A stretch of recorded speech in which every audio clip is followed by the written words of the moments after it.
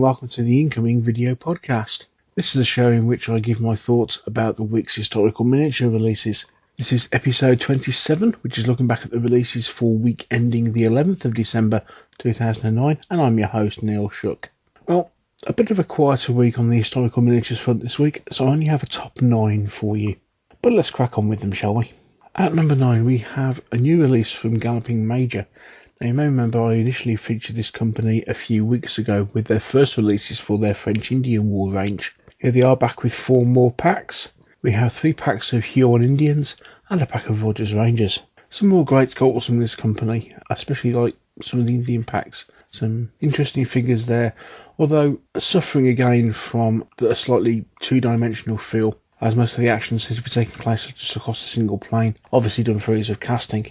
But a nice addition to the range for French Indian War. As you can see, they're painted up pretty well. Number 8, a new vehicle release from Britannia Miniatures. This is in their 20mm modern vehicle range, and this is the Jackal, a vehicle that's currently serving with the British Army in Afghanistan. I actually can't remember if I've actually featured this vehicle before or not. It certainly looks familiar, but a nice addition to your collection if you're currently gaming modern British. These sorts of fast attack recon vehicles are ideal for skirmish gaming. Number 7, and a release from BEF Miniatures. This is of a new character figure for their 1940 British range. And this is of a Highlander called Big Frank, which, if I'm not mistaken, is based on a tall, large, loud member of the wargaming community. I suppose you really know you made it when you're finally immortalised in lead. Congratulations, Frank. Number 6, we have a new release from Altair Modelling. Now, these guys are currently producing a range of ancient Chinese figures. This is the Emperor Tima, which I think is quite a striking little model, and especially when you compare it to what it's actually based on. Here you see the inspiration for this model, which is in fact a statue of the Emperor. And then flipping back to the miniature, you can see that it's a pretty good representation of it. Things like Chinese warring states have become very popular in the last couple of years. So this would be an ideal character model for your army's general, I think.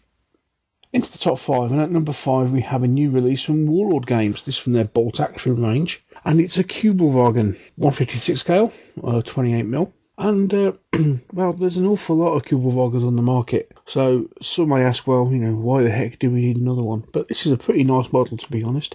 It comes in 2 variants. You have one with the canopy up and a second with the canopy down. And the version with the canopy down comes complete with a driver and a pintle-mounted MG42 as well. I must admit, I think I prefer the canopy down version. There's a bit more to the vehicle in this particular state. A very nice sculpt. Well worth a look.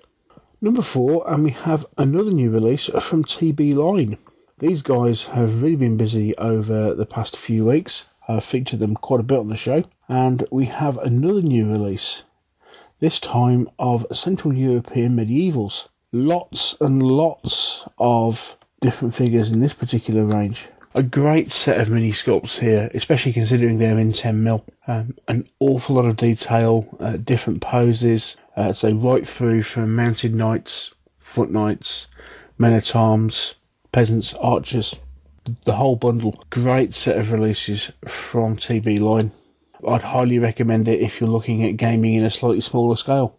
Okay, top 3 time, and first of all we return to a new release from Musketeer Miniatures and the very talented Paul Hicks. Musketeer, as you know by now, are releasing a range of figures supporting their English Civil War rules, as in 1938. These are a couple of packs for their Highlanders range. We have a command pack, which comes complete with a couple of officers, a stretcher bearer and the ubiquitous Piper.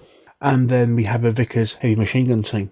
A couple of excellent releases again from Musketeer. Paul Hicks really is a talented sculptor when it comes down to World War II. Anyone who's collected Bolt Action miniatures will know this by now. And again, these really are excellent figures from Musketeer. This is a great range. It's quite popular with a couple of guys at our club. And it's a really good range of figures. I would highly recommend them. Number 2, and a new release from Immotral Miniatures. I featured these a while ago. I was quite impressed with them then. They've come back with new releases for their Assyrian range. Now, Assyrian seems to be one of those really popular pre-Roman armies, probably because they're so full of character. And here we see some new releases: 3 packs of cavalry, a couple of packs of infantry, including command. We have mounted command, lancers and archers, foot troops and foot command as well. A couple of unusual figures, especially the pose of the spearman holding the spear so back along the haft. Also the conical shields of the infantry. Unusual poses, nice figures though. And so on to my number 1. And we're back to one of my old favourites of recent times, Aventine Elephants. This is the 3rd release of Elephants that Aventine have put together, the 2nd for their Successors army, and this is the armoured variant of their Elephants. And again, you can see a simply outstanding model from Aventine. The elephant comes with 2 different head variants, the standard head we see here, and also a variant which shows the elephant attacking a man, as we see in this particular shot. So it gave me the opportunity to add a fantastic centrepiece to your army. Lots of variation now available. You could have a whole wave of these particular models on the table, each one completely different and individual. Just a superb model again from Aventine, really well sculpted, lots of detail, just excellent stuff. Well worth the number 1 slot this week. And there we have it. As I say, a slightly quieter week, but I think you'll agree, a couple of really good releases. And that's all we have time for. Before I go, I'd just like to say a huge thank you to Bill at the Miniatures page and Zach at Tabletop Gaming News. Without these 2 guys' sites, this podcast simply wouldn't be possible. And if you want to catch up with old episodes of this vidcast, then go over to Warboots TV. And there you'll find the incoming podcast as one of the videos streaming at the bottom of the page.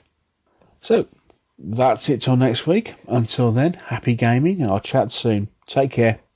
Bye.